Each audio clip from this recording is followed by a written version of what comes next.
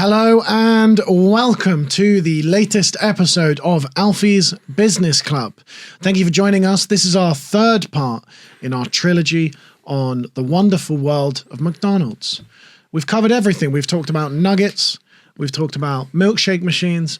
We've talked about Super Size Me, the documentary. Those were the main things we've spoken about. This is number 3. You can watch this on its own, or you can go back and watch the other ones. We've covered the entire history of McDonald's, the Super Size Me documentary and scandal. And today we are talking McMillions, the McDonald's monopoly scam. My name's Alfie Dundas. I am the millionaire of the podcast, the McMillionaire, if you will. I'm the CEO and founder of Alfie's Business Club. I'm also head of security at Simon Marketing. And I'm joined today by my scratch card aficionado, Mr. James S. Mileham. James, say hello. Hello. What is your middle name, James? Stuart. Is it actually? Yeah. Is it jokes aside? No, yeah, jokes aside. You just guessed an S. God. That's what we do on the pod. That's what we do. Today we're talking McMillions, the McDonald's monopoly scandal. Now, if you've ever bought a McDonald's in the last couple of years during a promotion week, you will have been given a little monopoly card, like a property on the monopoly board. And if you collect 3, kind of like, you know, getting all 3 on the monopoly board, and then you can start building houses and hotels, you get a cash prize. Now, this is a scheme that has been going on for many, many years, about 30 years now, 40 years, and has made McDonald's a lot of money. However, it doesn't always go to plan. That's our hook for the video. Now we can loosen it up. Let's loosen it up. Right, let's go back to the beginning, James. Here we go. Where are we? What date? We're going 1987. Lovely. You wanna place that? What happened in 87? 87. Jackson. Full swing. Michael Jackson. Yeah. Back to the Future. Yeah. That's it. That's what I happened in want the to 80s. say AIDS. Dylan. Bob Dylan. Well, he was still making records, but in the 80s and 90s, they were dog shit. They're rubbish. Rubbish. Sorry, you didn't let me finish. Dylan was past his prime. Yes. There we go. Way We placed past it his prime. nicely. We're in 1987 McDonald's. If you've watched our previous series, you will know that at this point, McDonald's has IPO'd. Ray Kroc is kind of seen as the founder, even though he wasn't. Mm-hmm. They're in over 100 countries. They're making a hell of a lot of Big Macs. And Kroc is probably on his last legs here. Kroc, when does Kroc die? I think around the... We've just done an hour on it, but I've completely forgotten. I think around the 90s. I think in the 90s. Ray Kroc died 84. 84. Oh, so 3 he years doesn't later. see. This wouldn't have happened on Kroc's watch. No. I tell you that. I tell you that for nothing. 1987, McDonald's launched the Monopoly promotion. Yes. Instantly, it's one of the most addictive campaigns in fast food history. The game is simple. You buy the food, you peel off a Monopoly sticker, and you win prizes. And the prizes included cars, holidays, and then the big ticket item, $1 million. Back then as well. In 87. Can we see what that would be today? Yeah. We've done quite a few of these, like... currency conversion to today's dollars, and it's usually double or triple. Let's have a look. 1 mil. 2.85 million. Wow. To over 4 million. Wow. About 3 mil. About $3 million yeah. today, which would be a great prize. Lovely. And it's really popular. Everybody loves it. In the late 80s, McDonald's are outsourcing the printing and the security of their Monopoly game to a marketing firm called Simon Marketing. That was just his name. It was just a bloke. Called Simon Marketing. Simon Marketing is like, if I meet a colleague at work called Simon, and I don't really know what his surname is. Yeah. But he's in the ads department. You know Simon? Marketing Simon. Yeah, Simon Marketing. Yeah, I'll just put Simon Marketing. It's like in my phone, it's just like John, PT. Yeah. James, Pod. James, that's what I'm saying. James S. Pod. Podcaster. Simon Marketing are a specialist firm who specialize in high security promotional materials. I'll be honest, I don't know how many of these games are going on that there's an entire firm dedicated to it. Yeah. But I suppose like they give away shit for like random, loads of things. Yeah, to be fair. National lotteries and all these things. Yeah. Also in America, what's funny is that they have regional lotteries. So really big. like popular thing. Like everybody's playing the lottery, but you can only recently gamble. When did online gambling become legal in the US? Because that feels like a relatively new phenomenon, and that's why everybody is promoting like stake. Yes. Basically, the American market is opening up to gambling now, and that's why all those companies. That's why Drake, every video is just Drake like live streaming. Yes, betting. Yeah. Well, stake give him money to lose. Brilliant. So he just bets 3 mil on like the Anthony Joshua fight, and it doesn't matter whether it comes back. Yeah. He's just making cash. I'm making so much money, you don't even know what the stakes are. I'm looking. I go to restaurants you couldn't even pronounce because that's where the stakes are. That's pretty good. I like that. Write that down. Drake intros. A little guessing game for I you. mean, enough a baccarat plate because that's how I like my steak done. Anyway, you're on. What is the largest lottery jackpot in the US history? Powerball. The Powerball. Powerball. What do you think? This happened in 2022 in Some of the Euro California. millions are like 300 mil, so I reckon this is like $300 million. 2.1 billion jackpot won by a ticket purchase in Altadena, California. Just by picking some numbers. Yeah. That's insane. Why don't we just play the lottery more? I know. Why aren't more people gambling? It's 2 such an billion. easy way to get rich. I know. It's insane. You're telling me you buy 1,000 tickets, you don't win the lottery? What are the odds? What are the odds? Come on. So, Monopoly McMillions is doing really well. And Simon Marketing is looking after the kind of transport of the tickets. Yeah. They're keeping a lock on it. They're keeping a lock and key. Now, who would have thought, but Simon Marketing, not necessarily as secure as we would have hoped. Yeah. By the mid-1990s, the Monopoly promotion is so popular that it is their most successful sales booster, increases restaurant traffic by 40%. They call it their Black Friday for burgers. And here's where it all goes wrong. We're in the 90s. Enter Uncle Jerry. Uncle Jez. Uncle Jerry. Jerome Jacobson. Jerome P. Jacobson. Ex-cop Jerome P. Jacobson. But you can call me Unc Jerry. Unc Jerry. 1990s, Unc Jerry, Jerome P. Jacobson was hired as Director of Security at Simon Marketing, which again does sound like a job he made up to convince his parents to give him more allowance. No, I'm head of security. Where? Marketing place. What's it called? Just see someone called Simon. Simon? Simon Marketing? Yeah. Oh. Fuck yeah. He's the Director of Security at Simon Marketing, and that gives him full control of all the high-value Monopoly pieces. He oversaw the printing, the packaging, and the distribution. In 1991, he steals his first winning ticket. Jerome Jacobson takes a ticket worth $25,000 by subtly just putting it in his pocket during a packaging run. What a Ex-cop. move. Ex-cop, this. Brilliant. I'm so the cops in America are crooked? Corrupt, yeah. What? I Yeah. don't believe it. I don't believe that. Unbelievable. And until I see the facts, Yeah. I don't believe it. Love it. He just slipped it into I'm his actually starting a new campaign. Fund the police. yeah. They need more, they need more guns A cab. in this country. All cops are bloody great lads. Would you be for cops having guns in the UK? No. Cops. No. Would you? El Poliso. No, and I'll tell you for why. I don't trust the British public. Because outside Spoons on a Friday, just trying to stop a kerfuffle after a football match, some nutter Spurs fan is just going to grab your gun and go, "Look at me, I'm a cop with a gun," and it's going to be like we just can't take ourselves seriously enough to make it work. Well, we have, speaking of McDonald's, I'm sure we're the only country in the world where there are bouncers in McDonald's. Yeah, There was some McDonald's in London are rough. The McDonald's rough. where I live in Highbury, on Highbury Corner, That's wild. that McDonald's, because it's next to a Spoons and a Subway, Yeah. that has security outside of it every single day of the week.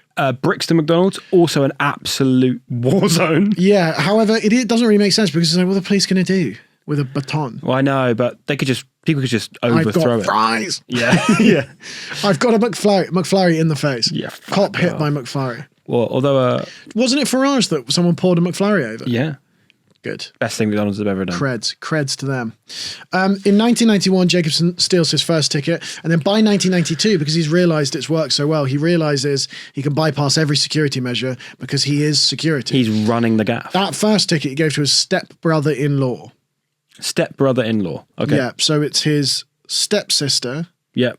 So, His stepsister's husband. yeah. Great. So one of his parents' child with another person's, who's a girl, her husband. Thank you for clearing that up. Step-brother-in-law. Yeah. Because the film with Will Ferrell would be less catchy if it was called Step-brother-in-law. It's very important that they were still married. So he's kind of like, he hasn't gone, I'm going to redeem it myself. Smart. It's very smart. Don't do that. And he hasn't gone, I'm going to give it to my wife or... Well, no, what I would do is I'd say, should I give it to my brother-in-law? They go, they might trace that. Step. step brother-in-law. Drop it down. They'll never find out. yeah. That person literally could not be further away from you. What We could be step brothers-in-law and we wouldn't know. How would you know? That's miles away. Yeah. Should I give it to someone in a different state, maybe, who doesn't know me very well? No. That'd be ridiculous. No. And when your stepsister comes over with her husband for Christmas, sit opposite ends of the table. No one will suspect a thing. No one will suspect. But I like that he is crooked at the moment, but he is getting his mate's money up. Like he's giving it to... He's giving it to his sister. He's giving it to one of his boys. He's basically giving it to his stepsister. Like that's nice. He's not getting anything from it. Here's what I like about the fraud. He does it year one. Yeah. He's hired as director of security in 1990. Yeah. 1991, he's nicking the pieces. Yeah. It's just straight up. Yeah. Yeah. Hi, I'd like to work at the bank, please, as security. Next day, Louvre heist. Yeah, he's not wasted any fucking time. No, He's not at straight all. In there. In 1995, he hits the absolute jackpot because he realizes that a vendor accidentally sends him a sheet of unencrypted instant win game pieces. Oh, God. Because basically the pieces have codes, but they're not redeemable. They're encrypted for a long time. And then you have to, until they're like put out in the packaging and then they sort of go live and you can win the prizes. He just gets the sheet with all the stickers, just hundreds of them, and they're all instantly redeemable. Yeah. Just millions of pounds. So how do you get the money from this? Do you send it in? Do you phone? I think you phone and they usually send you the cash. They send you a check. Right. But my point is there's not a big fanfare about it. No. And the reason that's important is because later on, when the FBI get involved, one of the ways this gets caught is they track one of the winners and the FBI dress up as McDonald's employees and they bring him a big check. And he should have known something was up. Let's not Because usually spoil it. you just go to your corner shop. I mean, I've actually got some experience with this kind of stuff because this year at my Edinburgh Fringe show, and I don't know if this is legal, but I've done it now. I handed everyone that came to the show a scratch card. Did you? So they could win £1 million. Because I position my show as the only show at the Fringe you could win £1 million from. That's great. It's great because it's kind of a privileged show. Yeah. It's clever. And you, did anyone win anything? No one won more than £2. Really upsetting. I bought the £2 scratch cards, which are up to £1 million, but they've also got 100k, 50k, 250k. And but that must have cost you. Cost me a fortune. Cost about £600. Yeah. Yeah, but £2 per person. I'm then asking for donations at the end. Yeah. It's £8 tickets. Fine. Donations at the end. Most people give a £5 or a £10. You're right. Make it back. And I tell you what worked really well. Most people that won like £2 or £10, they just put the scratch card back scratch card in the bucket great. and they're like, you have it. What would you have preferred? Someone win £1 million at your gig? The PR on that would be mad. The PR would be great. I'd feel like a tit for buying a scratch card and giving it out to a stranger. Yeah, that's true. Yeah. Also, they scratch it at the end. So he might have hated the show and then won £1 million. And that would really annoy me. Yeah, he heckles you. I would also be like, look, I bought that card, so let's have a conversation. Yeah. Yeah. I tell you what, if I went to a show and they gave me a scratch card and I won £1 million, I wouldn't raise my hand. No, I was like, shout out if you won anything. It was like a fun part at the end of the show. I would have stayed very quiet. I bet there might have been someone who won like 100 and 200 quid and has kept it stum. Yeah. You never know. If they have, email in. Yeah. We want that money back. I wouldn't have fought you for 100 quid. Yeah. It's Edinburgh. It cost me thousands to buy the tickets. You think I'm scrapping it over 100 quid? And you had at least 4 people every day. At least. And that is actually a very valid statement. You can't deny that. I had at least 4 people every single day. Not everyone can say that at the end of my Fringe. In 1995, Jacobson wins the entire sheet and he starts to sell some of those winning tickets to a network of what he calls recruiters. Okay. To begin with, he starts with his family and friends.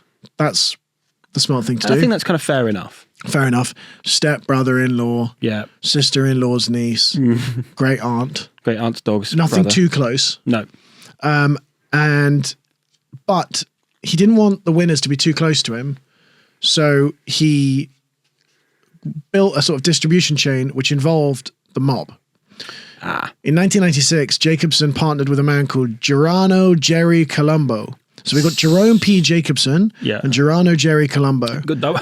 Uncle Jerry and just Jerry. Right. But Gerano Jerry Colombo is a member of the Colombo crime family. Can you look up the Colombo crime family? Well, Colombo is also a detective. Columbus. Colombo. You know, there's the TV. Detective Columbo. Oh, Columbo. Yeah. Columbo crime family. Columbo crime family. When does a family become a crime family? They're one of the 5 families of New York. Oh shit. That's mental. Yeah, they're the youngest of the 5 families. Can you also look up, Jerome P. Jacobson? I'd like to look at what he looks like. Ex-cop. Let's have a look. See what Uncle Jerry looks like. What does Uncle Jerry look like? Okay. Wow. Okay. No, because that on the left is the HBO doc. That's him. Yeah, but that's the HBO. Right. Didn't they reenact it?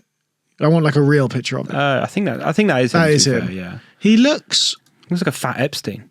Does look like a fat Epstein. He's literally a pint-sized Epstein in terms of his crime and his wealth. Yeah, true. Also, I mean, not to be rude to Jerome, but like, who's hiring you as head of security? He was an ex-cop. He's an ex-cop. I mean, look at him. He's just a suburban dad. Yeah, he looks like he'd be a master of the grill. He looks like he spends $4,000 a year on golf clubs. Yeah, fuck yeah. Go on. Is he? Okay, well, we'll look up what has happened to Jez after. Anyway. But can we refer to him as Uncle? Unc. And the other one as Columbo? What, Gerano Jerry Columbo? Yeah. Because we might get a double Jerry confusion. The Jerrys, yeah, that's true. Because Uncle Jerry does sound like what you would just... If I knew a Jerry, part of the mob, I would just call them Uncle Jerry. Yeah. Out of respect. Absolutely. So we've now got organised crime in the mix. Between 1995 and 1999, every single person that won a Monopoly prize at McDonald's was collected to Jerome Jacobson. A 100% fraud rate. He is getting cocky. Not one legitimate customer won a major prize at McDonald's Monopoly for 5 years. That's insane. It's brilliant. In 1997, Jacobson sold the first $1 million prize ticket for $50K. Expecting the winner to kick back installments later. Winners were told to lie about where they bought the piece, usually saying they found it in fry boxes, etc. Great. And then in 1998, old mob Jerry Columbo was killed in a car crash. No. So Jacobson has to find a new mob middleman, and this time he just goes to like ordinary people that are strapped for cash. Who, I mean, say what you like about the mob. Yeah. Their crime is organised. They do know what they're doing. Just tell you what I have a real issue with. Unorganised crime. Yeah. Chaotic crime. Crime that is just a bit all over the shop. Organised crime is a weird word because it's like, it's almost a compliment.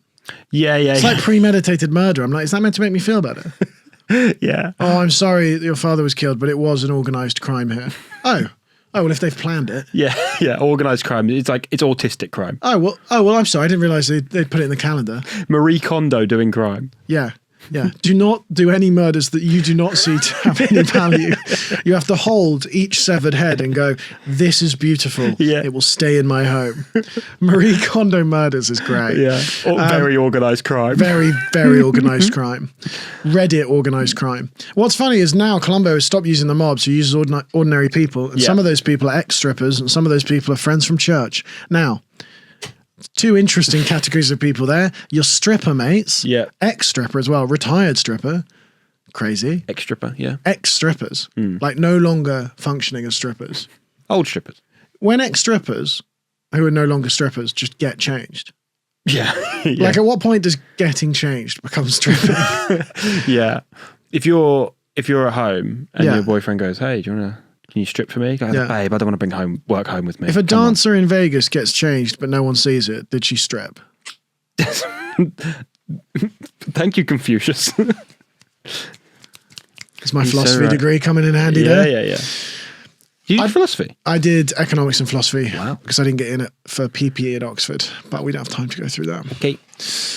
We're in the 90s. Throughout this sort of 5-year period, whilst Uncle Jerry is stealing all the Monopoly pieces, McDonald's have absolutely no idea what's going on. Throughout the 1990s, McDonald's believed that the Monopoly game was just generating millions in profit, and they were unaware that Jacobson was siphoning off all the top prizes. They are getting, because it is a hit.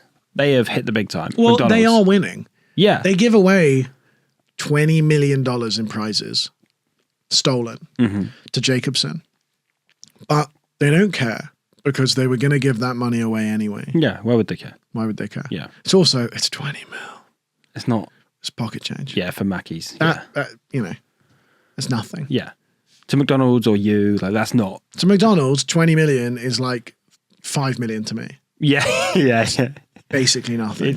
It's basically it's annoying. It's what I imagine a pint of milk costs. Yeah, it is annoying because it's loose change. Yeah, and it's heavy, but it's not something I take to the bank. No, they didn't care.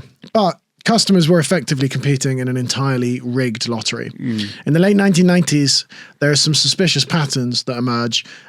Like there's too many winners coming from South Carolina and Florida, right? Which I think might be where.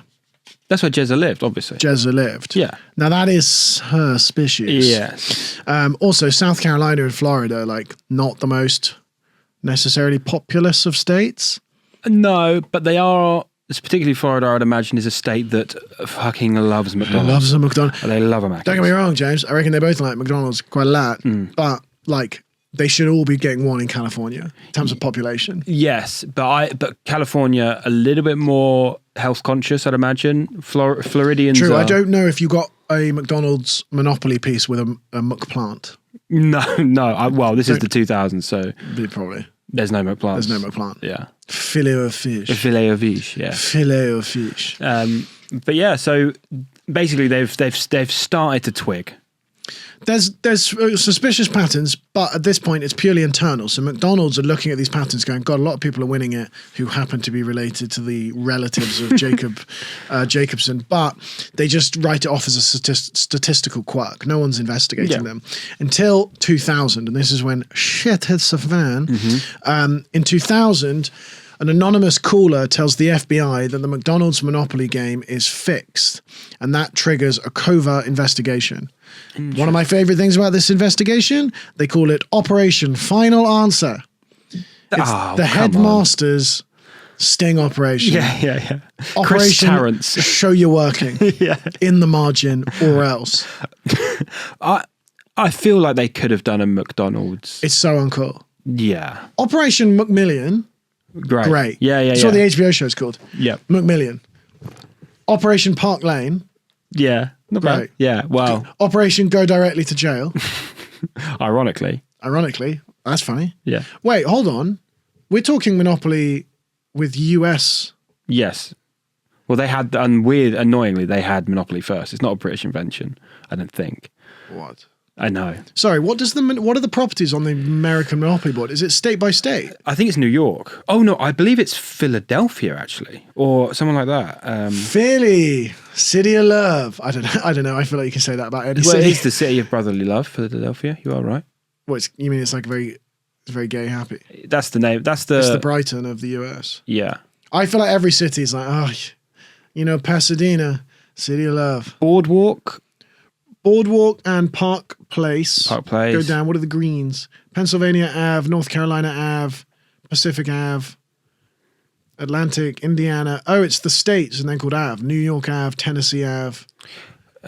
Oriental Avenue. God. Chinatown, you mean? Chinatown. I don't know. I feel like the original was Philadelphia, but I could very much be wrong. I remember for my birthday when I was like 13, I got the Arsenal. Oh, great. Monopoly board. I also had a Chelsea one. Great. No, I think look, right. it's just states. Yeah. Baltic Ave. Yeah. Okay, so it's just all the states, basically. Who was number one on Arsenal Monopoly? Thierry and Wenger? It was Henry and Wenger. Yeah. I think you smashed it there. And I think it was sort of Bergkamp, Fabregas, Martin Keown, maybe? Yeah. As the greens. And obviously... The brown was Marouane Chamakh and Arshavin or whatever. Chamakh was on it. Chamakh, no, obviously not. Look at the Arsenal Monopoly board. Who did we get? Well, also, what were the stations? The stations were the stadiums. Yes, Emirates, West Bank. No, I think it was like Highbury, Emirates, and whatever the other two were. Woolwich. Yeah. Arsenal Monopoly. Look, it comes straight up. Oh my God, it looks like they've made more than one because this might just be for one season. Yeah. That looks like it's got Lacazette and... Well, okay, no. I had a very particular one with like the greats. And where Thomas Partey was what, next to Joe? Thomas Partey went directly to Joe. He did not pass go. He did not collect 200 grand a week. Well, he did for about 4 years. Allegedly. Well, no, he definitely did collect the paycheck. Yeah. And he's not an Arsenal. So I had a Chelsea one. That must be what you had. Ian Wright, Dennis Bergkamp, and Charlie George. Charlie George. Go to jail, which is just going into Tottenham. Mark Overmars. Freddie Lundberg. Ray Parler. Nice. Anyway, Sorry. this is not what is happening in the US, but it is very interesting to us. It's very interesting to us. So, Cam, you know what? If there's ever like, you don't want to be on the brown pieces on Monopoly as a celebrity. No. You don't want to be in the novelty Monopoly board for your industry and be one of the brown pieces, even though it means you're in one of the top, 20 people of all time. But, you know, in 20 years' time, when I'm considered one of the greatest stand-ups that's ever lived, or podcasters, either or, I'll take one of the two. And they go, you know, they've got Louis C.K. and Burr and Carlin and Hicks and Chappelle, and then they go, and Alfie, you're going to be the first property on the light blues. Oh, you take that. I go, No. Behind Gervais? I think blue you'd have. I don't want to be Pat Jennings in the fucking dark blue, in the dark browns. Pat Jennings. You'd take it. I go, do you know what I did for this club? And you've put me as the cheapest property that no one's ever wanted. Doesn't even give you any rent. I think you'd have Pryor and the Blues. On the Blues, I'd have Pryor and Carlin. Yeah, that should be Blues. And then I reckon you could go Louis, Chappelle. Yeah, maybe Chris Rock. Maybe Seinfeld, to be fair to him. Yeah, to be fair to him. Yeah.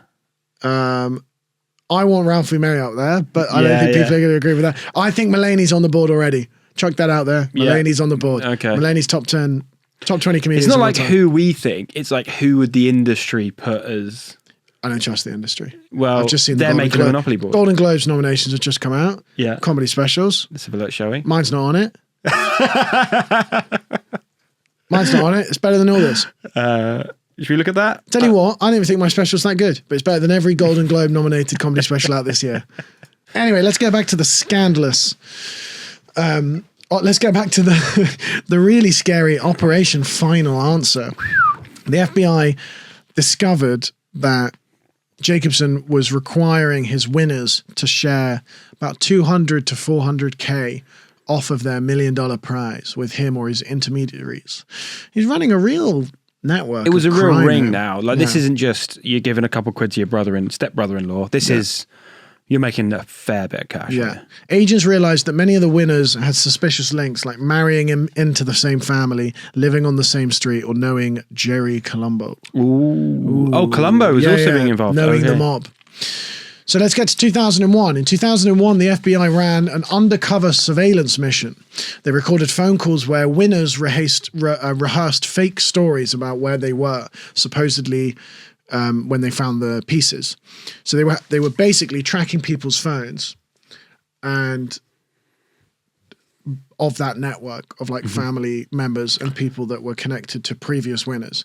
And they found people rehearsing their kind of acceptance speech, as it were. Really? Going, I just found it in the fries. Wow. I've never won anything. That's the classic. That is good. I never won anything before. Oh, well, in that case, you wouldn't know what to do with it. Yeah. Take it back. In 2001, agents tracked Jacobson on one of his security trips and caught him swapping out real tickets for fake ones. Clever. Well, not boy. too clever.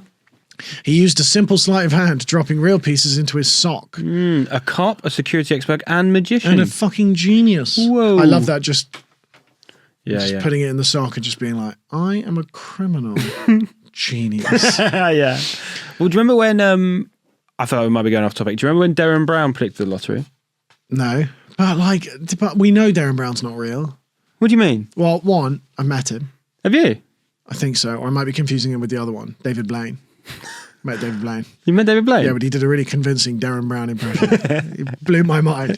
No, Darren Brown's the one that convinces like slightly deadbeat sons that it's the zombie apocalypse just to get them to do the washing up. It's just, did you watch that zombie apocalypse one? Darren Brown, what is that? Darren Brown Apocalypse? Yeah. I think it's called Apocalypse. Darren Brown just convinces some 25-year-old kid who's on his mum's sofa living at home that it's the end of the world just so that he would do a bit more of the washing. He fucked his whole fabric of reality, and then at the end the kid was just like, oh, I'm not going to take you for granted anymore. It's like, I would have serious, long-lasting PTSD from that. Yeah. You can't. He's just a bit of a lazy bloke. It's too much. Yeah. It's too much. It's like, like Take away his allowance. Kath isn't doing her laundry this week, Yeah, so what we're going to do is we're going to convince her she's dying of terminal cancer. What? Live on Channel 4. Live on Channel 4, the free channel as well, the People's Channel. Yeah. Christ alive. No, but he did predict the lottery. Unc Jerry Darren Brown over here, taking out the winning stickers, putting them in his sock, and going, Tell you what. That's smart. Oh, yeah. Tell you what, Jerry, you're one hell of a wise guy. Fool me, Penn and Teller. That's how they all talked, by the way. Oh, I wouldn't mess with Uncle Jerry. He's connected to the Columbos. Yeah. He's got the clown in the back pocket. Every episode of Law and Order ever. I don't know. Why don't you ask that man in the corner? He seemed to know her. It's the day after a murder. That's good. 2001, the FBI run undercover surveillance. Oh no, we've done that.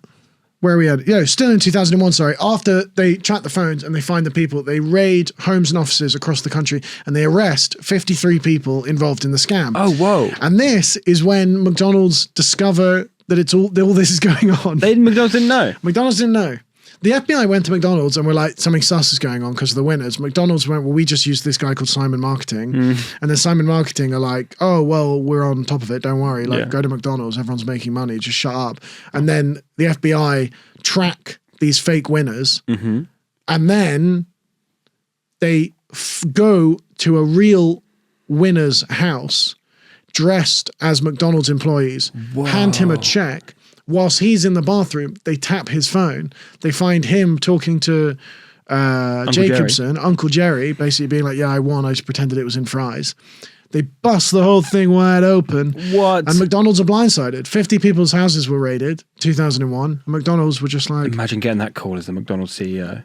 McDonald's head of PR. Yeah. Oh, fuck me. Christ. Also, if you're McDonald's head of PR, every day's a bad day. Yeah. There's no soft Fridays when you're the McDonald's head of PR. Within 3 years, they've had Croc death. Croc's dead. Yeah. The founder's dead, and everyone's like, he's not even the real founder. This. And you're now being accused for making the entire of America obese. Yeah. A man's just directed a Palme d'Or winning documentary basically saying McDonald's are cunts. Based on something that you say to every customer, do you want that supersized? You can't even deny it. It's part of your sales strategy. Yeah. So in response to this, in 2001, McDonald's announced they're going to give away $10 million in instant cash to customers as goodwill. Lovely. Because the game for the last 20 years has been completely rigged. Yeah. McDonald's were losing the prizes exclusively to Jacobson. It's not even like McDonald's were doing the scam. I mean, it's hard to feel... That's the funniest part of it, is that McDonald's didn't care. Although McDonald's were doing something slightly sus, or Simon Marketing were doing something sus, which was whenever anybody would win in Canada, whenever there'd be a winning ticket that was meant to go to Canada, they'd rerun the numbers because Americans spent more. That's... But that was Simon Marketing. That was Simon Marketing. But why would they care? I can see why McDonald's don't want it. I guess because Simon Marketing are getting the contract each year based on how much is being sold. Yeah. And they should have gone with Gary Advertising. Gary Advertising would have done better. Yeah. Yeah. But, or just Stephen handing money away for free would have been better than this. If McDonald's had taken that $20 million and just like every 500th order, someone just gets 20 grand. Just can you imagine you go to McDonald's and they go, oh, system says we're meant to give you $20,000. Ding, ding, ding, ding, ding. I mean, I guess that's when they need the security. Yeah. But that would be, in my mind, more effective than this. Maybe, but people are winning like little bits and bobs. Like I've done it before, and you win a drink or you win some fries, and it's like instant. That's nice when you get one of those, and it's an instant win. Doesn't take much, does it, James? Do you not think that's quite a nice little feeling? I don't know. I don't like all this stuff. It's like points. Yeah, it's like air miles or Costa fit every fifth. Do you coffee. never do it? I'm just like, I know don't stop acting like you're doing me a favour. I know that you're not doing this out of goodwill. No, but they're keeping your business, and I'm going there anyway. They're keeping my business, but I'm just like, well, then just bring all the prices down a little bit. True. If you're giving me 20% of my purchase in points, Just give me 20% off everything.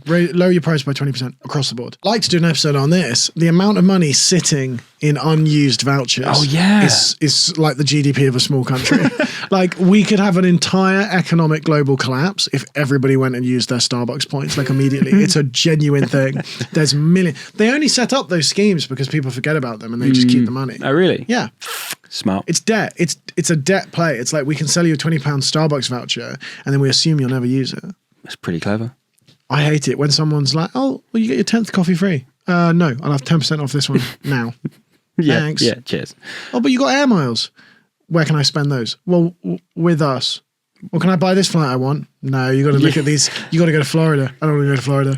Well, then you can't use the air miles. Great. Well, thanks. Thanks a lot, BA. Well, I have for You've heard me, BA. Your birthday's next week. Yeah, and I don't want air miles. Fuck. I don't want air miles because I don't want you to get me what everyone else is going to get me already. Useless. So in 2001, McDonald's are giving away 10 mil. And then in September 2001, and this is very important to keep an eye on the dates here. I don't know what something happened. September 2001. I forget what happened. Calm before the storm. Yeah. Jacobson is indicted on mail fraud for distributing stolen game pieces worth more than $24 million. Now that's funny because mail fraud is just tampering with the mail, which is what he actually did, is steal $20 million from the public. I thought mail fraud is what Ricky Gervais thinks is what's happening with trans people. Yeah, yes, yeah. Well, it was just fraud, but I wanted to be clear that it was man fraud. It's man fraud. It's like man flu. Like, is man flu different to flu? Or is it just flu for men? September 2001, Jacobson is indicted. The trial was meant to start. The trial did start 10th of September 2001. He might be the luckiest man in the world. Everybody, also, this was quite public. Yeah. Everybody in the US was really excited to see the trial of the stolen Monopoly millions, scheduled 10th of September 2001. Something happened. Something gets in the way. Yeah.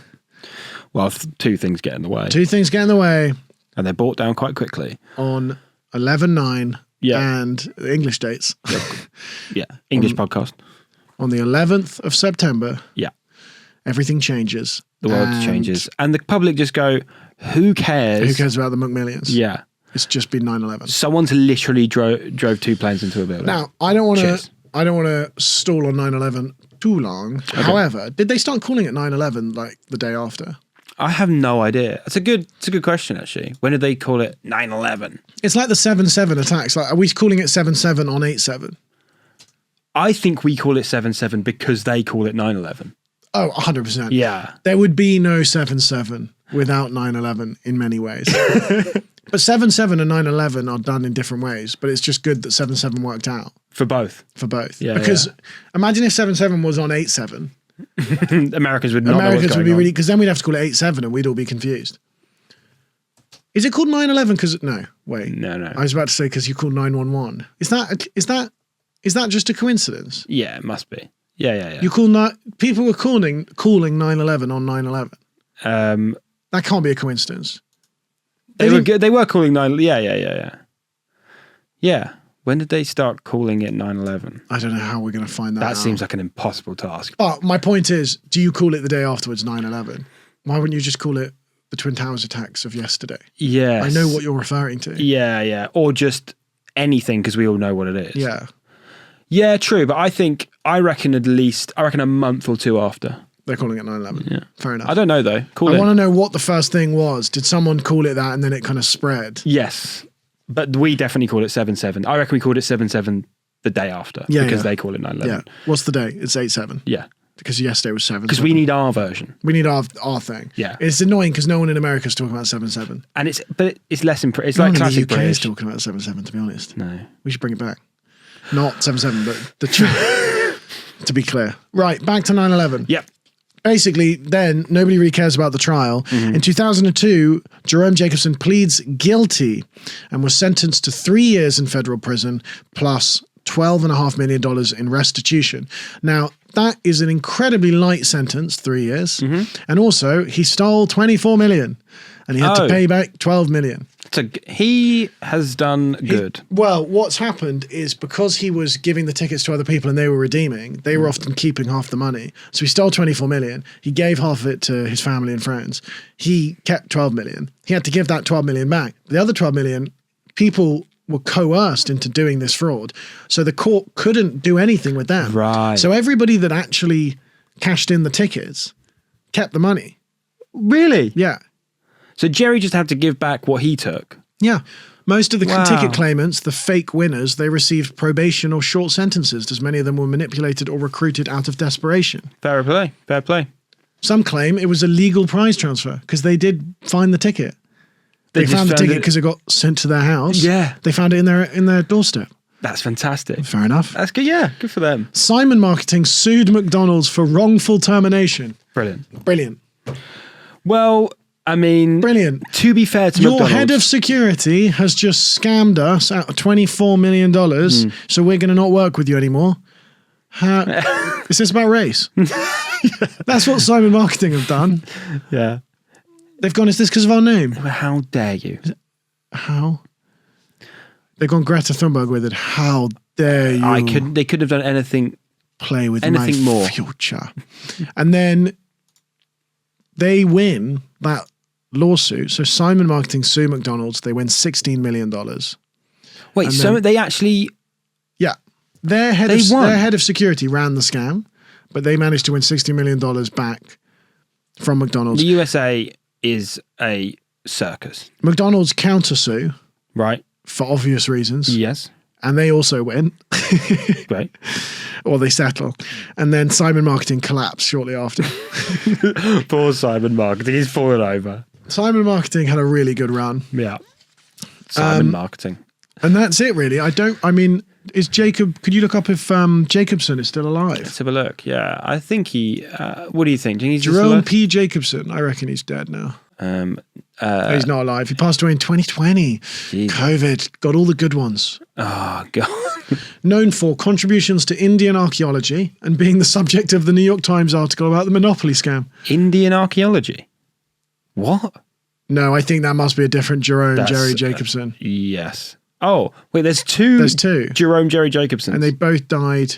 Poor guy. I know. He's got so many stories. Call in. Jerome. If you're watching. Unc Jerry. Unc Jersey. Also, if anybody from the Colombo family is watching, big fan of your work, no complaints. I don't want to get taken out. Yeah. So there you have it. If you want to find out more, you can watch HBO's McMillions, which is one of the best titles. Yeah. Like We Crashed. That's good. Mm-hmm. This scandal is now sort of taught in business schools as like the adverse effects of marketing. What not to do. But the only issue is it did make McDonald's lots of money. So it's still going, so... It was successful. Yeah. It was going in 2024. I assume it's still going today. I don't know when they do it. When do they do it every year? They run it as like a seasonal thing. I thought that you had to match up with people that had the other property. Or was that a different promotion? That's a different. You had to get two of the same. Because you could get the two blues. Yeah. And like I remember people going on like Facebook groups and being like, "Has anybody got Part Lane? I got Mayfair. We could split the thing." But I think because of that, it kind of was short lived. Every September it comes back. Great. Yeah. Well, 9 months every September. It started on September 10th this year. Does it always start the day of the trial? That is fantastic. That's brilliant. Yeah. Well, September 10th to October 21st. When you turn on the news and it's 9/11 Memorial Day, just go, "Oh, that reminds me. McDonald's McMillions back again." And it's expected to start in September again this year. Great. Now they have much tighter security, encrypted pieces, multi-person custody, GPS tracking, and randomized audits. But you think there's one of these scams out there still... There's a loophole that we're not getting. There's something out there right now which we could take advantage of. I don't know what it is, but... What, but you mean there is one? There's a promotion out there. Well, I think next September we try and do something with the McMillions. Should we come back to this episode next year? Yeah. We're going to do this again, but from the yacht that we bought with our McMillions. Yes. My thing is, if I was stealing winning lottery tickets, I just don't know if I trust you to cash them in. I think you'd give it away. I'd lose it. I swear to God, if I stole you $1 million lottery ticket and you lost it, well, I mean, I can't fire you. You're not employed. No, it's true. Fine. Well, there you have it. The McDonald's McMillion scandal. Yeah. A lesson in how to commit fraud, how to run a successful advertising campaign that boosts profits, and how the FBI can do a real job. I mean, it's good news all round, really. I don't see any losers from this. No. Sorry, apart from the hundreds of millions of Americans that tried to buy McDonald's and were rigged in the game. Yes. But you know what? I don't think they care that much. Gives They a got great shit. food. So just because this podcast, it's doing all right, but to boost sales, I have got a new marketing agency I'm in talks with. Yes, James, who's that? They're called Simon Marketing. Simon Marketing are back this year, founded by me and James. If you run a small business and you want to run ads on our podcast, which are definitely legit, yeah, you call us. We will take your money and we'll just do the ad read whenever we feel. That's our version of fraud. Perfect. Great. And so completes our final episode in the trilogy of McDonald's. We've covered everything, and we've had the return of the McKing episode today. It's the final Lord of the Rings film. Yeah. One of my favorite trilogies. Join us next week when we're going to be talking about another business scandal that we haven't actually decided yet, but it is going to be very exciting. Scandals, success stories, failures, economics crises. That's my business. That is the McSaver menu of the Alfie's Business Club. Nice. And it's all yours for free. Here on YouTube, if you're watching, please subscribe. If you're listening on Spotify, Apple, or Amazon, or wherever you get your podcasts, please follow and give us a 5-star rating. We really appreciate it. That is all from me. James, you got anything to add? You better not have. You better not. Oh, I have got a special. Yeah, well, that is a good point. I've got a special which is out. Go and watch it. But if you act up again, I'll be livid. I've got a special out. Alfie, Dundas, comedy special, unnamed. It'll be named by now. It'll be in the description. It's very fun. It's 30 minutes, and it was filmed and edited by James Milo. Go and watch that, and we'll see you next week. Bye. McMillions.